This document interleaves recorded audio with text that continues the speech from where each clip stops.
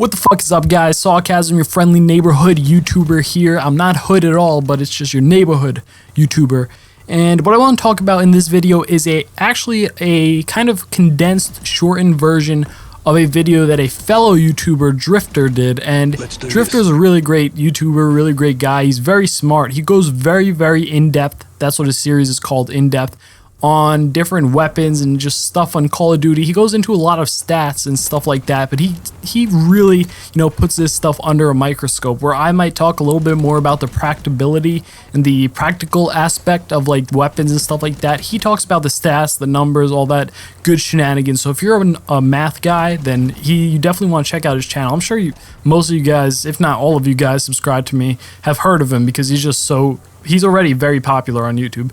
But yeah, so he's a great YouTuber. He made a video about skill-based matchmaking and how the game determines what lobbies you get matched in with skill-based matchmaking. And that video went, once again, very in-depth because that's what he does. But for maybe your average listener, it might be a little bit uninteresting or a little bit too much. Maybe you just want the answer. You want to cut to the chase, and you just want to know how does skill-based matchmaking actually decide what matches to put you in.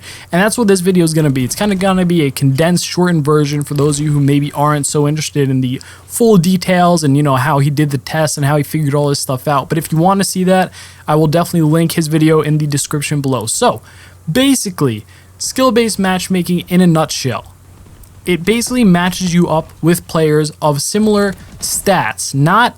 There really isn't a skill rating, but it's based on kill death and win-loss for the most part. Now, there are some exceptions that I'm about to get into, but for the most part, it's based on win-loss and kill death up to a point. Because if you're at a really, really, really, really, really low kill death or win-loss, or really, really, really, really high win-loss kill death ratio, then there's not too many other people that it can match you with in that sort of range. So it's not very strict. So it does actually, take it down a little bit. So if you have like a 3 KD, you're not really going to be matched with 3 KD players, because the connection with the amount of 3 KD players, or rather the lack of 3 KD players, like the only way that you would be able to find a match with all 3 KD players, then the connection in the game would probably be awful, because you would have like people from all over the world, just because there's not so many 3 KD players. And same thing if you have a really low KD and win-loss.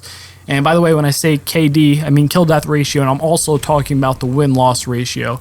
And so yeah, if you're at like one of these extremes, the really high stats or really low stats, then you're not really going to be matched up in your kind of circle of stats. You're going to be padded down either up or down, to kind of find a better connection match. And that's the thing, it matches you up with players of similar kill death ratio and win loss ratio, but it also takes in consideration connection. So it tries to make it so that it's a solid connection, but still giving you some players. But that's why in some games you get like a mix of players. Even if it is skill-based matchmaking, you might have maybe a 1.5 KD and still get in a match with someone of like a 0.5 KD, because it kind of does this thing where it also tries to find the balance between the stats and the connection, so that you're not just lagging all over the place. So yeah, that's about it, guys. Once again, like I said, this is just a shortened version of his video. If you want to check out the full details, all his stats, his research, I can't even imagine all the time he spent crunching numbers and doing all this research. So he did a really good job on this video.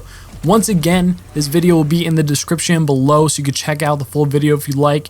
And if you enjoyed this video, feel free to leave a like rating, or any constructive criticism, comment, feedback, any of that at all helps me out. If you want to keep up with future videos, feel free to subscribe. I would really appreciate it. But as always, if you hated it, be sure to dislike it, leave me in the comments, and unsubscribe.